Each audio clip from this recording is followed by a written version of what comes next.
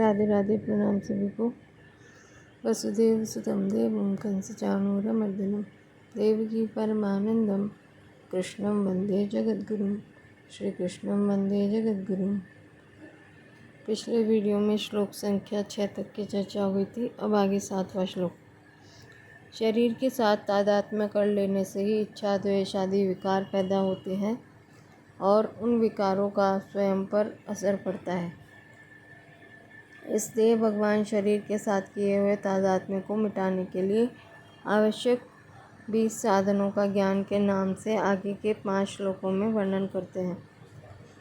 अमानित्वम, अदम्भित्वम, अहिंसा, शांतिरार्जवम, आचार्योपासनम, शौचम, स्थैर्यमात्मविनिग्रह। अपने में श्रेष्ठता का भाव न होना, दिखावटीपन न होना, अहिंसा, क्षमा, सरलता, गुरु की सेवा, बाहर भीतर की शुद्धि, स्थिरता और मन का वश में होना। व्याख्या। अमानित्व, अपने में मानीपन के अभाव का नाम अमानित्व है।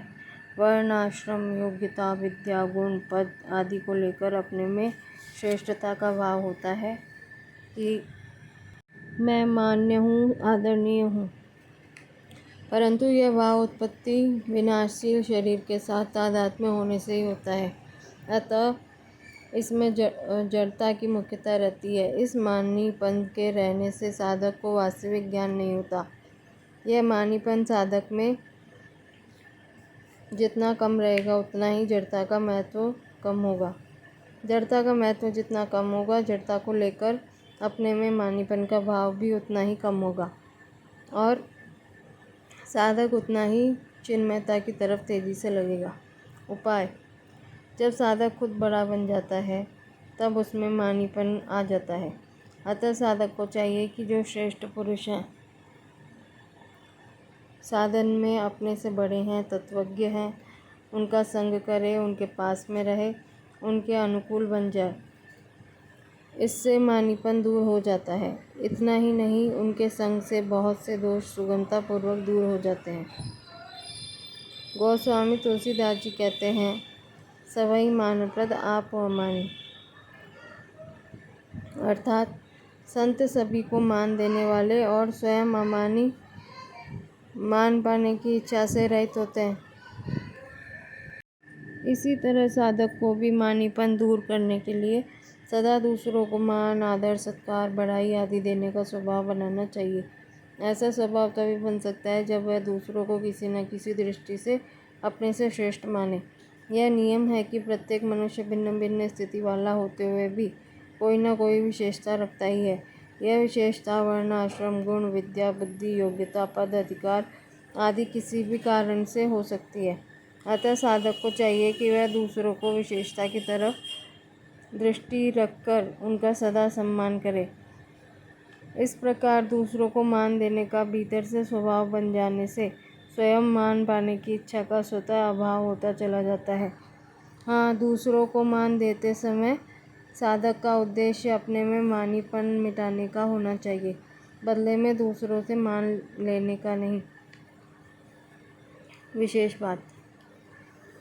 गीता में भगवान ने भक्ति मार्ग के साधक में सबसे पहले भय का अभाव बताया, अभयम, और अंत में मानीपन का अभाव बताया है, नातिमानिता। परंतु ज्ञान मार्ग के साधन में मानीपन का अभाव सबसे पहले बताया है, अमानित्वम, और भय का अभाव सबसे अंत में बताया है, तत्व ज्ञानार्थ दर्शनम। इसका तात्पर्य यह है कि जैसे बालक अपनी माँ को देखकर अभय हो जाता है, ऐसे ही भक्ति मार्ग में साधक प्रहलाद जी की तरह आरंभ से ही सब जगह अपने प्रभु को देखता है, इसलिए वह आरंभ में भी अभय हो जाता है। भक्त में स्वयं अमानी रहकर दूसरों को मान देने की आदत शुरू से ही रहती है। अंत में उसका देह अभ्यास अर्थात शरीर से मानी हुई एकता अपने आप मिट जाती है तो वह सर्वथा अमानी हो जाता है। परंतु ज्ञान मार्ग में साधक आरंभ में ही शरीर के साथ अपनी एकता नहीं मानता। इसी अध्याय का पहला श्लोक। इसलिए वह आरंभ में ही अमानी हो जाता है, क्योंकि शरीर से एकता मानने से ही मानीपन आता है अंत में वह तत्व ज्ञान के अर्थ रूप परमात्मा को सब जगह देखकर अभय हो जाता है। अदम्भित्वम, दंभ नाम दिखावटीपन का है। लोग हमारे में अच्छे गुण देखेंगे तो वे हमारा आदर करेंगे, हमें माला पहनाएंगे, हमारी पूजा करेंगे, हमें ऊंचे स्थान पर बिठाएंगे आदि को लेकर अपने में वैसा गुण न होने पर भी गुण दिखाना, अपने में गुण कम होने पर भी उसे बाहर से ज़्यादा प्रकट करना, यह सब दंभ है। अपने में सदाचार है, शुद्धि है, पवित्रता है, पर अगर लोगों के सामने हम पवित्रता रखेंगे तो भी वे हमारी हंसी उड़ाएंगे, हमारी निंदा करेंगे। ऐसा सोचकर अपनी पवित्रता छोड़ देना और सामने वाले की तरह बन जाना ही दंभ है।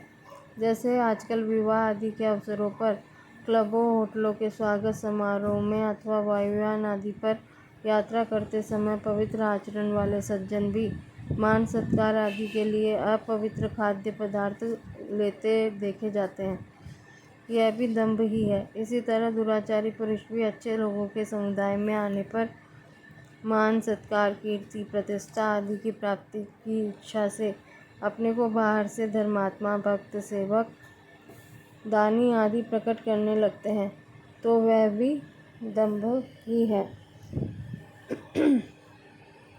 कोई साधक एकांत में बंद कमरे में बैठकर जब ध्यान चिंतन कर रहा है और साथ में आलस से नींद भी ले रहा है, परंतु जब बाहर से उस पर श्रद्धा, पूज्य भाव रखने वाले आदमी की आवाज़ आती है, तब उस आवाज़ को सुनते ही वह सावधान होकर जब ध्यान करने लग जाता है और उसकी नींद, आलस से भाग जाते हैं। यह भी एक सूक्ष्म दंभ है। इसमें भी देखा जाए तो आवाज़ सुनकर सावधान हो जाना कोई दोष नहीं है, पर उसमें जो दिखावटीपन का भाव आ जाता है कि यह आदमी मेरे में अश्रद्धा न कर ले, यह भाव आना दोष है। इस भाव के स्थान पर ऐसा भाव आना चाहिए कि भगवान ने बड़ा अच्छा किया कि मेरे को सावधान करके जब ध्यान में लगा दिया। इन सब प्रकार के दंभों का अभाव होना अदम्भित्व है। उपाय: साधक को अपना उद्देश्य एकमात्र परमात्मा प्राप्ति का ही रखना चाहिए, लोगों को दिखाने का किंचन मात्र भी नहीं। अगर उसमें दिखावटीपन आ जाएगा तो उसके साधन में शिथिलता आ जाएगी, जिससे उद्देश्य की सिद्धि में बाधा लग जाएगी। अतः उसको कोई अच्छा बुरा, ऊंचा नीचा जो कुछ भी समझे, इसकी तरफ ख्याल न करके वह अपने साधन में लगा रहे। ऐसी सावधानी रखने से दंभ मिट जाता है। अहिंसा: मन, वाणी और शरीर से कभी किसी की किंचन मात्र भी दुख न देने का नाम अहिंसा है। कर्ता भेद से हिंसा 3 प्रकार की होती है: कृत, स्वयं हिंसा करना; कारित, किसी से हिंसा करवाना; और अनुमोदित, हिंसा का अनुमोदन, समर्थन करना। उपयुक्त 3 प्रकार की हिंसा 3 भावों से होती है: क्रोध से, लोभ से और मोह से।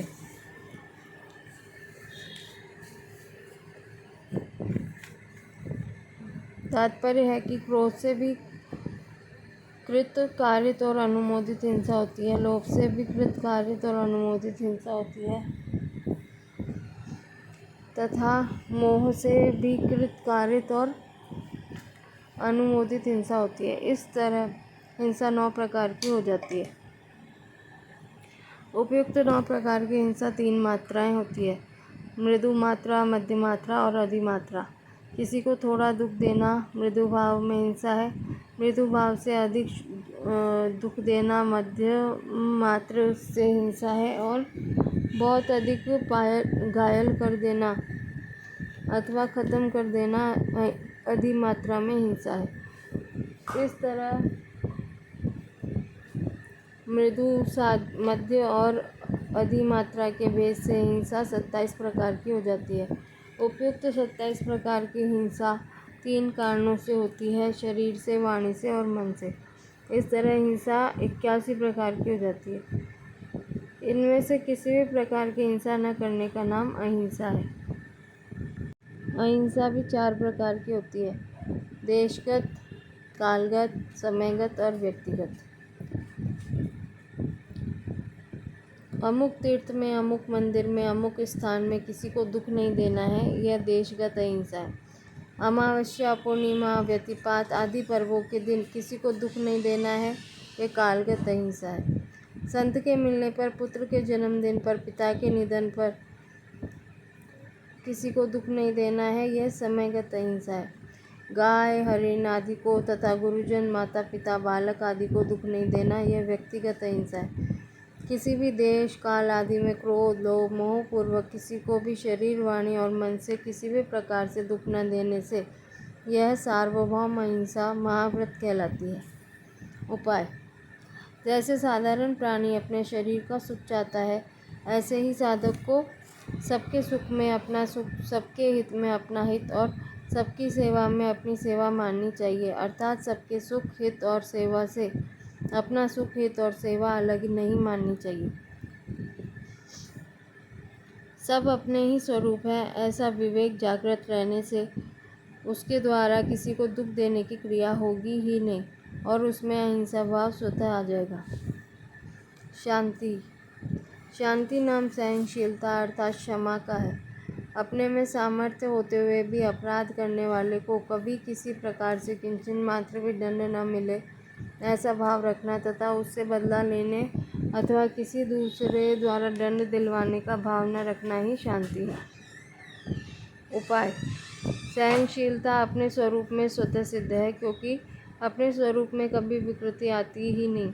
अतः कभी अमुक ने दुख दिया, अपराध किया है, ऐसी कोई वृत्ति आ भी जाए तो उस समय वह विचार स्वतः आना चाहिए कि हमारा कोई बिगाड़ कर ही नहीं सकता, हमारे में कोई विकृति आ ही नहीं सकती, वह हमारे स्वरूप तक पहुंच ही नहीं सकती। ऐसा विचार करने से क्षमा भाव स्वतः आ जाता है। जैसे भोजन करते समय अपने ही दांतों से अपनी जीभ कट जाए तो हम दांतों पर क्रोध नहीं करते, दांतों को दंड नहीं देते। हाँ, जीभ ठीक हो जाए यह बात तो मन में आती है, पर दांतों को तोड़ दे यह भाव मन में कभी नहीं आता। कारण कि दांतों को तोड़ेंगे तो एक नई पीड़ा और होगी, अर्थात पीड़ा दुगनी होगी, जिससे हमारे को भी दुख होगा, हमारा भी अनिष्ट होगा। ऐसे ही बिना कारण कोई हमारा अपराध करता है, हमें दुख देता है, उसको अगर हम दंड देंगे, दुख देंगे तो वास्तव में हमारा ही अनिष्ट होगा, क्योंकि वह भी तो अपना ही स्वरूप है। आर्जवम: सरल सीधेपन के भाव को आर्जव कहते हैं।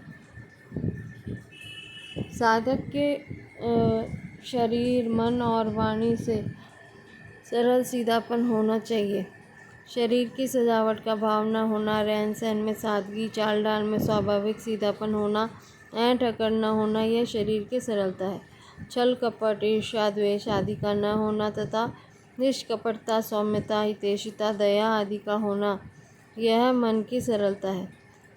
व्यंग्य, निंदा, चुगली आदि न करना, चुभने वाले एवं अपमानजनक वचन न बोलना तथा सरल, प्रिय और हितकारक वचन बोलना, यह वाणी की सरलता है। अपने को एक देश में मानने से अर्थात स्थूल, सूक्ष्म और कारण शरीर के साथ संबंध रखने से अपने में दूसरों की अपेक्षा विशेषता दिखती है। इससे व्यवहार में भी चलते फिरते, उठते बैठते आदि क्रिया करते हुए कुछ टेढ़ापन, अकड़ आ जाती है। अतः शरीर के साथ अपना संबंध न मानने से और अपने स्वरूप की तरफ दृष्टि रखने से यह अकड़ मिट जाती है और साधक में स्वतः सरलता, नम्रता आ जाती है।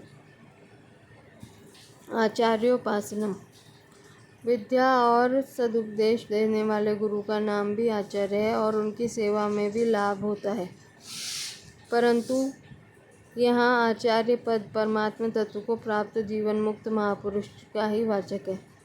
आचार्य को दंडवत प्रणाम करना, उनका आदर सत्कार करना और उनके शरीर को सुख पहुँचाने की शास्त्रविद चेष्टा करना भी उनकी उपासना है, पर वास्तव में उनके सिद्धांतों और भावों के अनुसार अपना जीवन बनाना ही उनकी सच्ची उपासना है। कारण कि देहाभिमानी की सेवा तो उसके देह की सेवा करने से ही होती है, पर गुणातीत महापुरुष के केवल देह की सेवा करना उनकी पूर्ण सेवा नहीं है। भगवान ने देवी संपत्ति के लक्षणों से लक्षणों में आचार्योपासना पद न देकर यहाँ ज्ञान के साधनों में उसे दिया है। इसमें एक विशेष रहस्य की बात मालूम देती है कि ज्ञान मार्ग में गुरु की जितनी आवश्यकता है उतनी आवश्यकता भक्ति मार्ग में नहीं है। कारण कि भक्ति मार्ग में साधक सर्वथा भगवान के आश्रित रहकर ही साधन करता है।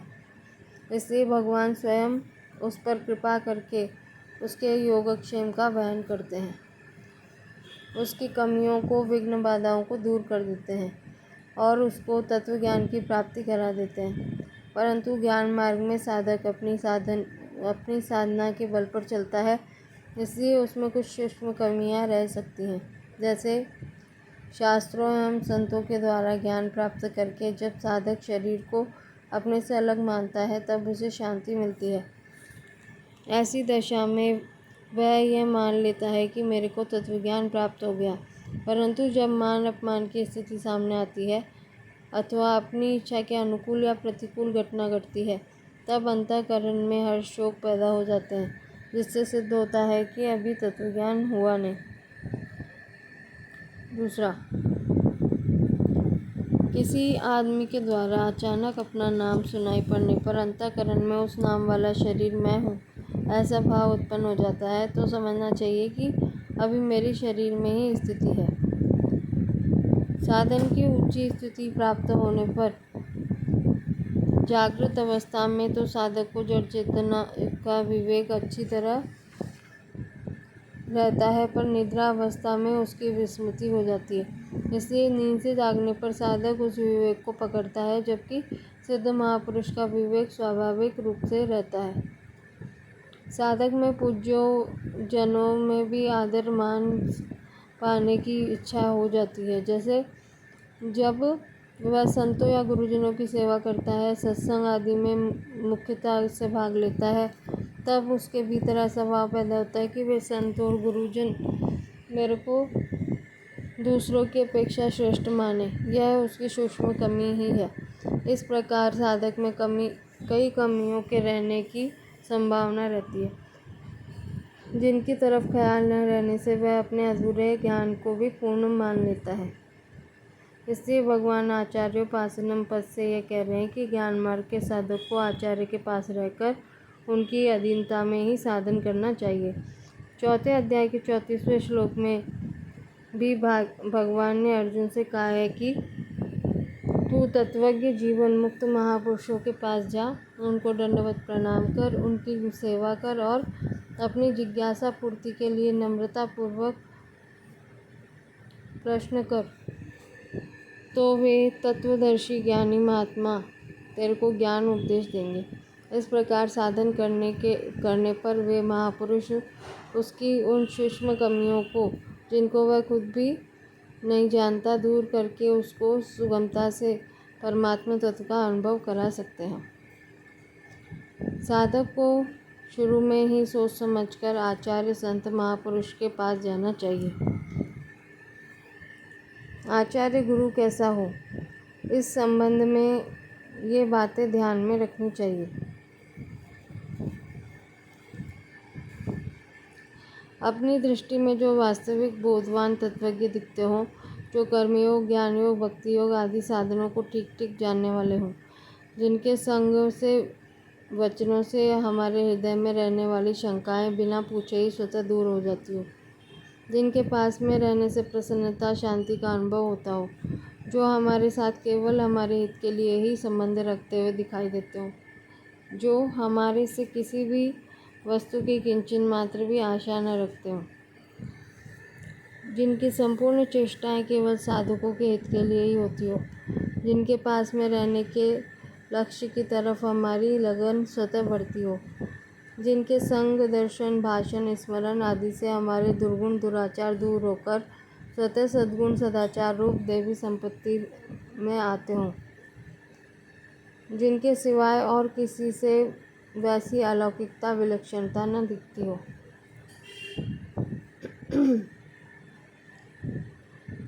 ऐसे आचार्य संत के पास रहना चाहिए, जो और केवल अपने उद्धार के लिए ही उनसे संबंध रखना चाहिए। वे क्या करते हैं, क्या नहीं करते, वे ऐसी क्रिया करते हैं, वे कब किसके साथ कैसा बर्ताव करते हैं, आदि में अपनी बुद्धि नहीं लगानी चाहिए, अर्थात उनकी क्रियाओं में तर्क नहीं लगाना चाहिए। साधक को तो उनके अधीन होकर रहना चाहिए, उनकी आज्ञा रुख के अनुसार मात्र क्रियाएं करनी चाहिए और श्रद्धा पूर्वक उनकी सेवा करनी चाहिए। अगर वे महापुरुष चाहते हैं तो उनसे गुरु शिष्य का व्यवहारिक संबंध भी जोड़ने की आवश्यकता नहीं है। अगर वे महापुरुष न चाहते हों तो उनसे गुरु शिष्य का व्यवहारिक संबंध भी जोड़ने की आवश्यकता नहीं है। हाँ, उनको हृदय से गुरु मानकर उन पर श्रद्धा रखने में कोई आपत्ति नहीं है।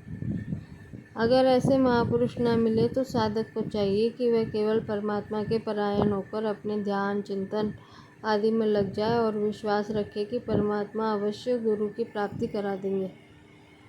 वास्तव में देखा जाए तो पूर्णतः परमात्मा पर निर्भर हो जाने के बाद गुरु का काम परमात्मा ही पूर्ण कर देते हैं, क्योंकि गुरु के द्वारा ही वस्तुतः परमात्मा ही साधक का मार्गदर्शन करते हैं।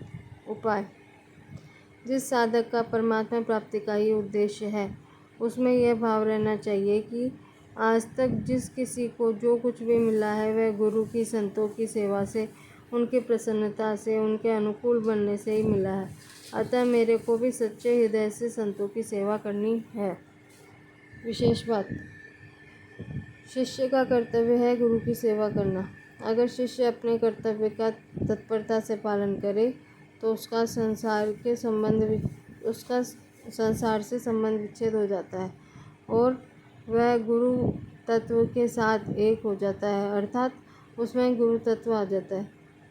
संसार से संबंध विच्छेद होने पर मुक्ति और गुरु तत्व से एक होने पर भक्ति प्राप्त होती है। शिष्य में गुरु तत्व आने से उसमें शिष्यत्व नहीं रहता, उस पर शास्त्र आदि का शासन नहीं रहता। अगर शिष्य अपने कर्तव्य का पालन न करे तो उसका नाम तो शिष्य रहेगा पर उसमें शिष्यत्व नहीं रहेगा। शिष्यत्व न रहने से उसका संसार से संबंध विच्छेद नहीं होगा और उसी में गुरुत्व भी नहीं आएगा, अतः उसमें संस्कार की दास्ता रहेगी। गुरु केवल मेरा ही कल्याण करे, ऐसा भाव रखना भी शिष्य के लिए बंधन है। शिष्य को चाहिए कि वह अपने लिए कुछ भी न चाहकर सर्वथा गुरु को ही समर्पित हो जाए, उसी की मर्जी में अपनी मर्जी मिला ले। गुरु का कर्तव्य है शिष्य का कल्याण करना। अगर गुरु अपने कर्तव्य का पालन न करे तो उसका नाम तो गुरु रहेगा पर उसमें गुरुत्व नहीं रहेगा। गुरुत्व न रहने से उसमें शिष्य का दासत्व रहेगा। जब तक गुरु शिष्य से कुछ भी धन मान बढ़ाई आदि चाहता है तब तक उसमें गुरुत्व न रहकर शिष्य की दासता रहती है। शौचम: बाहर भीतर की शुद्धि का नाम शौच है। जल मिट्टी आदि से शरीर की शुद्धि होती है और दया क्षमा उदारता आदि से अंतःकरण की शुद्धि होती है। उपाय: शरीर बना ही ऐसे पदार्थों से है कि इसको चाहे जितना शुद्ध करते रहें यह अशुद्ध ही रहता है। इससे बार बार अशुद्धि ही निकलती रहती है, अतः इसको बार बार शुद्ध करते करते ही इसकी वास्तविक अशुद्धि का ज्ञान होता है, जिससे शरीर में अरुचि हो जाती है। वर्ण आश्रम आदि के अनुसार सच्चाई के साथ धन का उपार्जन करना, झूठ कपट आदि न करना, पराया हक न आने देना, खान पान में पवित्र चीज़ें काम में लाना आदि से अंतःकरण की शुद्धि होती है। स्थैर्यम: स्थैर्य नाम स्थिरता का विचलित न होने का है। जो विचार कर लिया है, जिसको लक्ष्य बना लिया है, उसमें विचलित न होना स्थैर्य है। मेरे को तत्वज्ञान प्राप्त करना ही है, ऐसा दृढ़ निश्चय करना और विघ्न बाधाओं के आने पर भी उनसे विचलित न होकर अपने निश्चय के अनुसार साधन में तत्परता पूर्वक लगे रहना, इसी को यहाँ स्थैर्यम पद से कहा गया है। उपाय: सांसारिक भोग और संग्रह में आसक्त पुरुषों की बुद्धि एक निश्चय पर दृढ़ नहीं रहती, अतः साधक को भोग और संग्रह की आसक्ति का त्याग कर देना चाहिए। साधक अगर किसी छोटे से छोटे कार्य का भी विचार कर ले तो उस विचार की हिंसा न करे, अर्थात उस पर दृढ़ता से स्थिर रहे। ऐसा करने से उसका स्थिर रहने का स्वभाव बन जाएगा। साधक का संतों और शास्त्रों के वचनों पर जितना अधिक विश्वास होगा उतनी ही उसमें स्थिरता आएगी। आत्मविनिग्रह, यहाँ आत्मा का नाम मन का है और उसको वश में करना ही आत्मविनिग्रह है। मन में दो तरह की चीज़ें पैदा होती है, स्फुरना और संकल्प। स्फुरना अनेक प्रकार की होती है और वह आती जाती रहती है,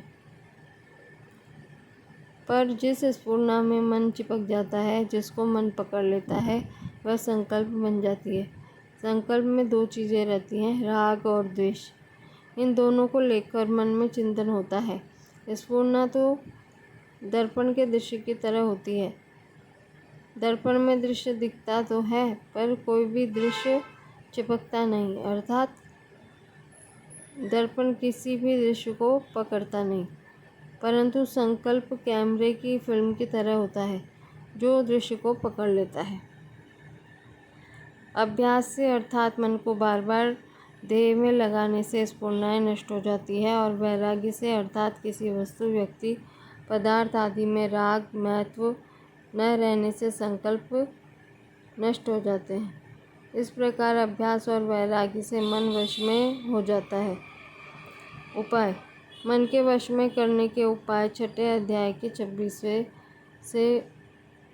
26वें श्लोक की व्याख्या में देखने चाहिए। परिशिष्ट भाव, भगवान क्षेत्र के साथ माने हुए संबंध को तोड़ने के लिए ज्ञान के साधन बताते हैं। ये साधन तादात्म्य को तोड़ने में सहायक है। इससे आगे के श्लोकों की चर्चा कल करेंगे। राधे राधे।